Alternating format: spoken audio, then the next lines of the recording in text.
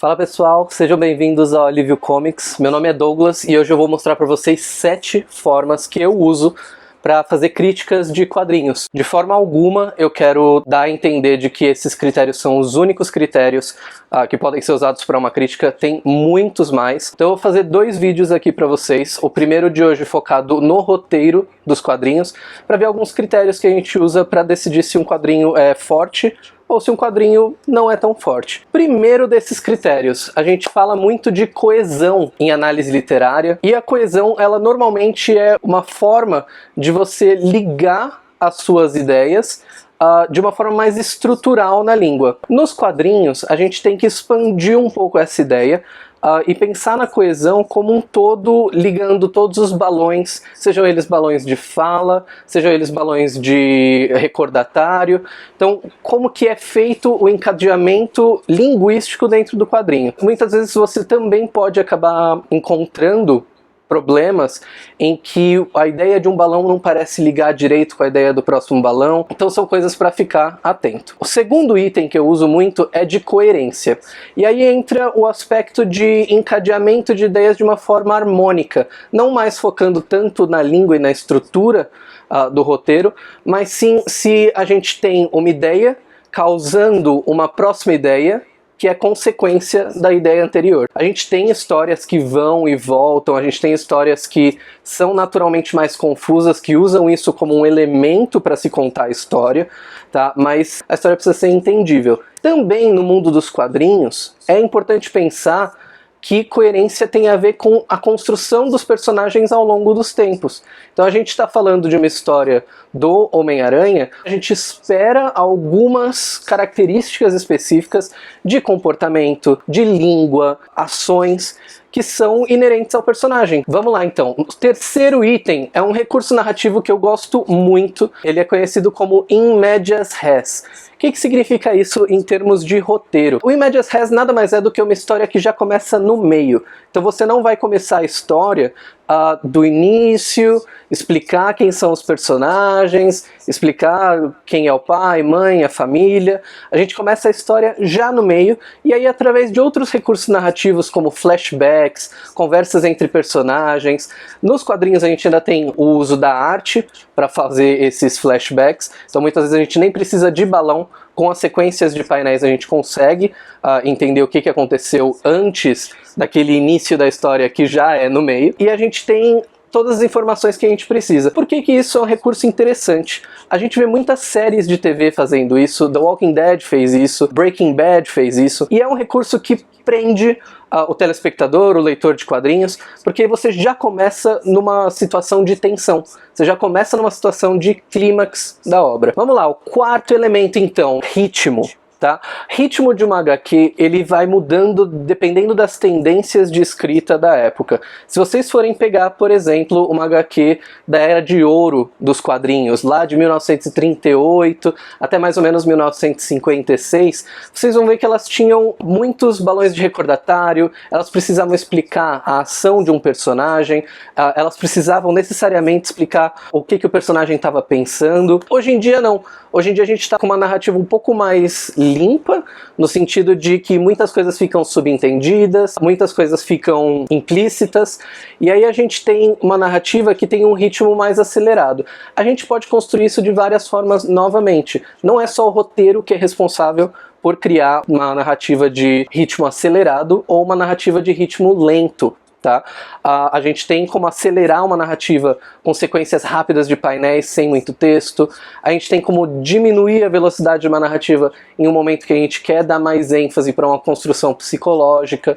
Então o ritmo da obra, tirando o gosto pessoal à parte, ele também influencia normalmente, considerando o nosso estilo de vida, século XXI, as obras hoje em dia elas têm que ser um pouco mais aceleradas mesmo. Elas não podem passar várias edições explicando um personagem, se aprofundando tanto na psique de um personagem. A gente vê autores que ainda fazem isso e que têm abordagens muito interessantes, mas que isso vem a um custo, vem ao custo de uma diminuição do ritmo. O quinto item que eu gostaria de falar para vocês que eu uso como critério na minha crítica de HQs.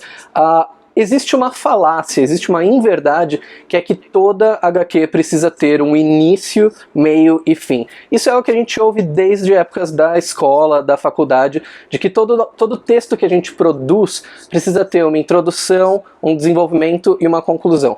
E não é bem assim com histórias em quadrinho, elas são histórias sequenciais. Então se você pegar o número 25 do Batman, você não vai ter necessariamente um início, um meio e um fim. O que acontece? O que a gente geralmente vê em histórias em quadrinho? A gente tem sensações de introdução, a gente tem sensações de desenvolvimento e sensações de conclusão. Uma HQ vai ter sim um momento de início, mas que ele pode estar conectado a uma edição anterior. Ele pode estar conectado a algo marcante que aconteceu no cânone daquele personagem. Depois a gente tem o desenvolvimento da trama, e na parte de desenvolvimento é sim necessário a gente ter altos e baixos, ter momentos de clímax e de relaxamento. E a conclusão, ela também não necessariamente precisa ser algo que vai encerrar o arco do personagem. Vira e mexe a gente tem só um desenvolvimento, um aprofundamento do personagem, para depois a gente ter uma conclusão no final do arco. Para quadrinhos a gente não pode usar os mesmos critérios de início, meio e fim que a gente costuma usar para uma redação de escola. Ainda comentando sobre essa ideia de início, meio e fim, o sexto elemento ele une dois em um, que são as reviravoltas e o que a gente chama no inglês de cliffhanger.